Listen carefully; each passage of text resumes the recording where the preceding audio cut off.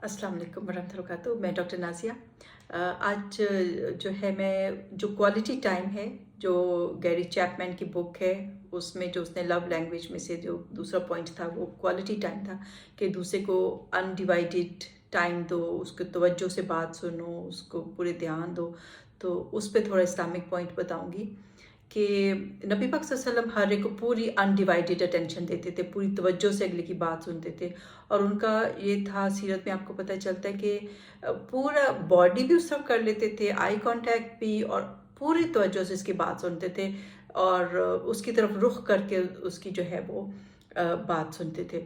तो हमें भी ये चीज़ करनी चाहिए। अगर बच्चा जो है आता है, आपसे कोई बात करता है, पूरी चीज़ें जो है ना छोड़ के तवज्जो से उसकी बात सुने, उसके प्रॉब्लम को सॉल्व करें।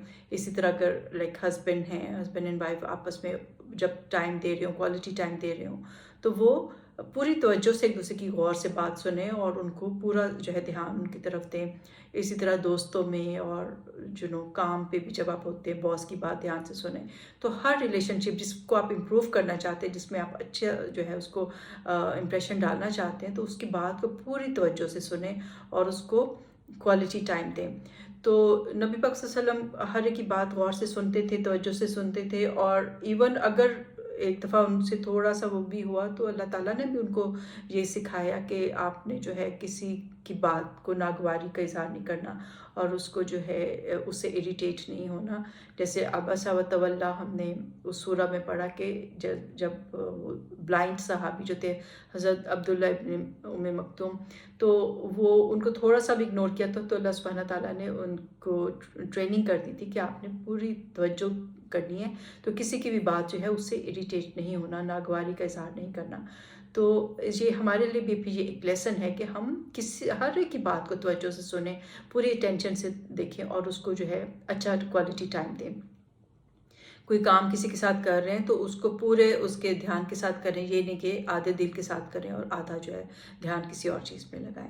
और इसी तरह हमें ये सीरत जो थी, ये सुन्नत जो थी, ये आगे सहाबा भी लेकर चले। हमें पता है कि हज़रत उमर रज़ी अल्लाह ताला अन्हो जो है अपने ज़माने में जा रहे थे, तो हज़रत खौला जो थी, जो हम उसमें देखते ना 28वें पारे में उनका आता है कि अल्लाह ने उनकी बात जो थी सुन ली थी, जब वो अपने हस्बैंड की शिकायत कर रही थी नबी पाक सल्लल्लाहु अलैहि वसल्लम से। और अल्लाह ताला ने कुछ आयत उतार दी थी जब ज़हार का वो एक जो प्रॉब्लम आई थी। तो हज़रत उमर जो थे उसकी बात बहुत गौर से सुन रहे थे, उनकी बात हज़रत खौला की।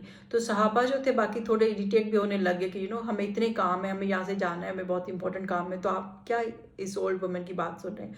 तो उन्होंने उनको यही कहा कि इनकी बात अल्लाह ने ऊपर आसमानों से सुन ली थी, तो मैं इसको तो नहीं छोड़ सकता।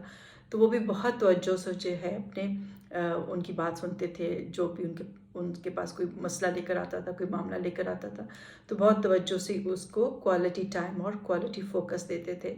तो ये भी हमें अपने आदतों में ये करना चाहिए कि हम जिसकी बात सुने, जिससे बात करें, तवज्जो से करें और तवज्जो दें उसको और गौर से उसकी बात जो है सुने। तो आई होप ये हम अपनी आदत में कर लेंगे ताकि हमारे रिलेशनशिप्स हमारे इर्द गिर्द हमारे प्यारों के साथ अच्छे हो जाएं। ओके, अल्लाह हाफिज़।